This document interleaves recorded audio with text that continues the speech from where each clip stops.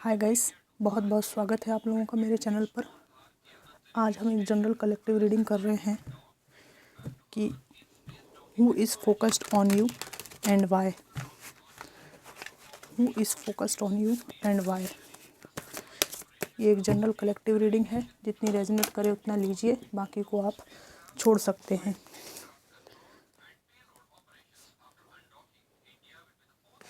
चलिए देखते हैं कि क्या एनर्जीज आती हैं। Divine ancestor, master, spirit guide, please मेरी हेल्प कीजिए मैसेजेस को निकालने में। 5 of pentacles, ace of cups, 4 of pentacles, king of cups, 10 of cups and the fool. Who is focused on you and why. Bottom of the deck है wheel of fortune. Friends, यहाँ पर सबसे पहले एक ऐसा व्यक्ति दिखाई दे रहा है जिसको आपसे फाइनेंस मिलता था पास्ट में। ठीक है, इस व्यक्ति की आपके ऊपर नज़र है क्योंकि रिसेंटली आपने इनको फाइनेंस देने से हाथ पीछे हटाए हैं। ठीक है, ये आपके परिवार के कुछ टॉक्सिक रिश्तेदार हो सकते हैं। एक ऐसा व्यक्ति जो आपसे इमोशनली अटैच रहा है पास्ट में, उनका भी आपके ऊपर फोकस है। ठीक है, और ये पहले अपनी मनमानी किया करते थे, अपने हिसाब से जीना, अपने हिसाब से चलना। ठीक है, और ये जो फाइनेंस जिनको आपने दिया है, उन्होंने काफ़ी जेब खाली की थी आपने। उसके बाद आपने अपने फाइनेंस को काफ़ी सहेज के रखा है, कभी बनाने की कोशिश की है। उसके बाद आप आज थोड़ा स्टेबल हुए हैं, वरना किसी को आपने इमोशनल होकर काफ़ी पैसा दे दिया था। यहाँ कुछ ऐसी बात है। एक व्यक्ति जो अहंकारी रहा है और जिसके हृदय में प्रेम तो था, लेकिन अपने डोमिनेटिंग नेचर के कारण ये ठीक से अपनी बात को एक्सप्रेस नहीं कर पाते थे। इनका आपके ऊपर फोकस है क्योंकि आपके साथ एक रिश्ते की नई शुरुआत करना चाहते हैं। ठीक है, नई शुरुआत के बहुत कार्ड आ रहे हैं, तीनों ही आ गए हैं। S of cups, S of wands, S of swords, सब कुछ है। Water energy, fiery energy, air energy, सब कुछ है। ठीक है, कोई आपके एक्स भी हैं यहाँ पर और एक लवर भी हैं। ये कोई एक ही व्यक्ति हो सकते हैं, अलग अलग केस हो सकता है। इनसे आपकी शादी हुई थी, घर परिवार था। ठीक है, और चूँकि नई शुरुआत के बहुत कार्ड आ रहे हैं, तो हो सकता है कि ये रिश्ता टूटा हो। और यहाँ पर मुझे थर्ड पार्टी की वाइब भी आ रही हैं। इनका फोकस आपके ऊपर बना हुआ है आपसे मुलाकात करने के लिए।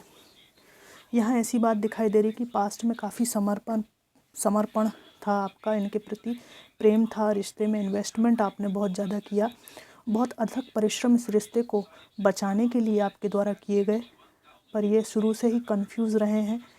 इसलिए इस रिश्ते में जो सब आपको चाहिए था वो सब ये नहीं दे पाए जो आप डिज़र्व करते थे, जो भी आपने चाहा इस रिश्ते को लेकर। इनकी इच्छाएं भी पूरी हुई हैं आपको रिजेक्ट करने के बाद। ये जो मूव ऑन किया इन्होंने, जैसे जॉब को लेकर कि इंडिपेंडेंट होना है, या कोई स्टडी कर रहे थे तो वो करना है, सब कुछ हो चुका है। मटेरियल चीज़ें सब कुछ मिल चुकी हैं, इच्छाएं इनकी पूरी हो गई हैं,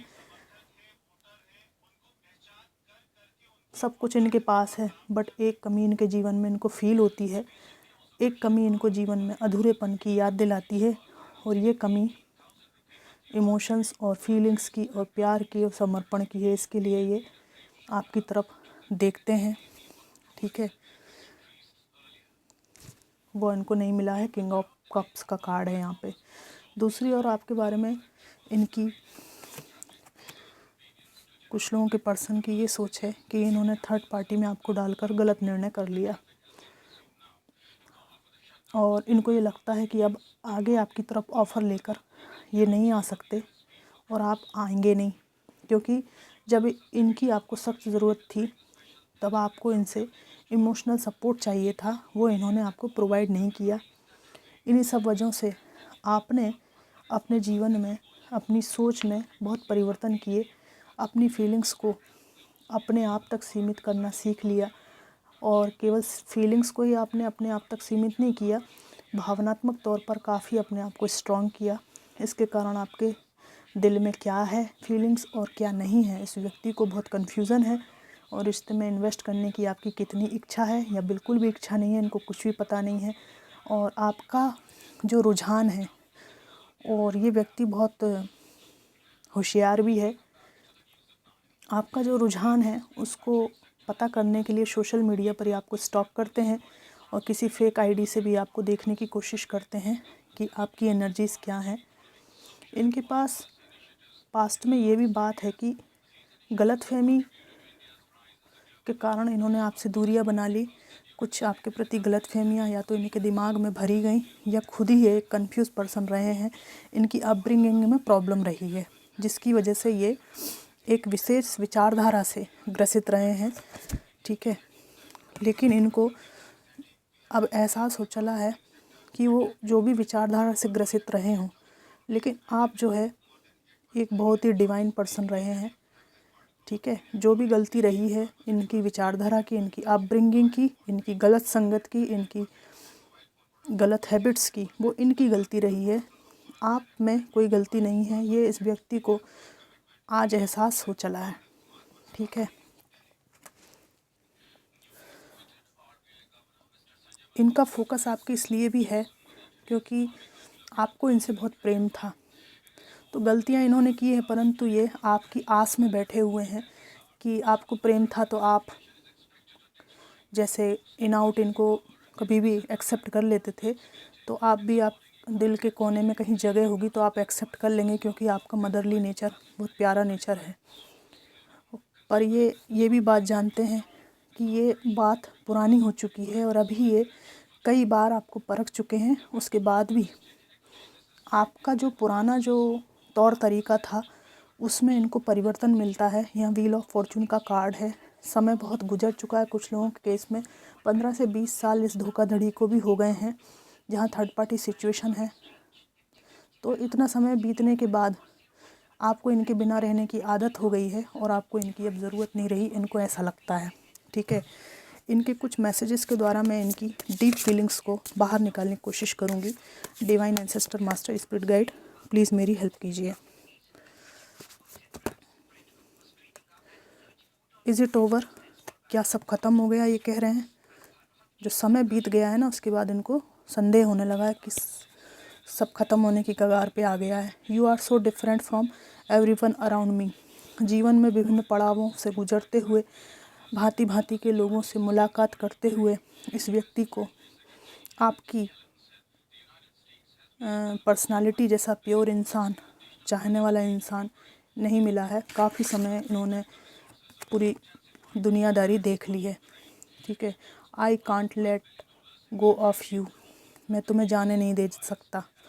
वर्तमान में आपने हो सकता है कहीं फ़ॉरेन जाने का या इनसे कुछ ऐसा डिसीज़न लिया है जिसकी वजह से या तो आप परमानेंटली इनसे दूर हो चुके हैं या बिल्कुल आप जो है आप उस राह पे चल पड़े हैं कि कभी भी मुलाकात की संभावना नहीं है। तो इनको अब घबराहट हो रही है कि मैं तुम्हें नहीं जाने दे सकता। आई डोंट अंडरस्टैंड यू, मैं तुम्हें उस वक़्त नहीं समझा या समझी। ड्रामा, बहुत ड्रामेबाजी हुई है आप लोगों के बीच में, ठीक है। बहुत ड्रामा क्रिएट हुआ है, वो सब इनको याद आता है। यू वर राइट, इन्होंने ड्रामेबाजी की हो पास्ट में, कई तरह की नौटंकी मारी हो, ये सोच के कि आप कहाँ जाने वाले हो, आपको फॉर ग्रांटेड लिया हो। तो ये जो ड्रामेबाजी है ना, इनसे तंग आके आप दूर हो गए इनसे। और कुछ बातें भी आपने ऐसी कही थी जिसको ये कह रहे हैं कि आप सही थे, जो आपने कहा था वो सच निकला। आपने कोई किसी व्यक्ति के बारे में इनको चेताया होगा, किसी परिस्थिति, किसी गलत हैबिट के बारे में इनको चेताया होगा, तो ये कह रहे हैं कि तुम सही थे। आई एम द मैन, मैं ही सब समस्याओं की जड़ हूँ। ये महिला भी हो सकती है, पुरुष भी हो सकते हैं। These feelings are eating me alive, ये जो तुम्हारे प्रति मेरा भावनात्मक लगाव है, ये जो भावनाएं हैं, ये मुझे ज़िंदा खा जाएंगी। I don't know where to start, आपसे मुलाकात कैसे स्टार्ट करें, आपसे रिश्ता कैसे स्टार्ट करें, आपसे बात कैसे स्टार्ट करें, इनके समझ में नहीं आया। I want to be different, मैं बदलना चाहता हूँ, ठीक है। कुछ लोग जो है ओल्ड एज की तरफ चले गए हैं, अब इनको अकल आई है कि इन्हें बदलने की आवश्यकता है। लेकिन अब इनके बदलने से आपके जीवन का जो समय ख़राब हो चुका है वो वापस तो आएगा नहीं, इसलिए इस रीडिंग में आपका स्ट्रॉन्ग ऑरा भी मुझे नज़र आया है, क्योंकि इनकी तरफ से इतनी शुरुआत करने की कोशिश के बावजूद भी जो है आपके मन में जो बात है वो ये भी जानते हैं। ठीक है, कुछ एंजल के मैसेजेस निकालती हूँ। अ ईयर फ्रॉम नाउ, आपके जो भी प्रॉब्लम्स हैं वो 1 साल में ख़त्म हो सकती हैं। गेट मोर इन्फॉर्मेशन, अगर आपको किसी मुद्दे पर, किसी बात पर कोई गलत फहमी या कोई इन्फॉर्मेशन की आवश्यकता है तो आप और प्रयास करें उसे प्राप्त करने के लिए। इट्स अप टू यू, आप अपने जीवन में क्या निर्णय करना चाहते हैं वो बुद्धिमानी पूर्वक आपको ही करना पड़ेगा। ठीक है। कम्युनिकेट क्लियरली, कुछ ऐसी बात हो सकती है कि कोई गलतफहमी हुई हो छोटी मोटी, जिसकी वजह से आप लोगों का रिश्ता ख़राब हुआ हो। और अगर ऐसी कोई बात है कि आप लोग एक दूसरे को बहुत चाहते हैं और एक होने की संभावनाएं हैं, तो आपको बैठ के बात करनी चाहिए। जब तक कोई ड्रास्टिक मुद्दा ना हो आपके बीच में, क्षमा की जा सकती है। छोटी मोटी बातें हैं, बड़े इश्यूज़ ना हो तो आप क्लियरली बात कर सकते हैं, उससे इश्यूज़ आपके सॉल्व हो सकते हैं। अच्छे से जानकारी प्राप्त करें, किसी से रिश्ता जुड़ने वाला है या कोई आपके नए लवर हैं तो। और एक कार्ड मैं और निकाल लेती हूँ, 5 कार्ड हो जाएंगे। हेल्पफुल पीपल, आपकी जो भी समस्याएं हैं उसमें आपको मदद करने वाले लोग मिलेंगे, डिवाइन कह रहे हैं, सो डोंट वरी।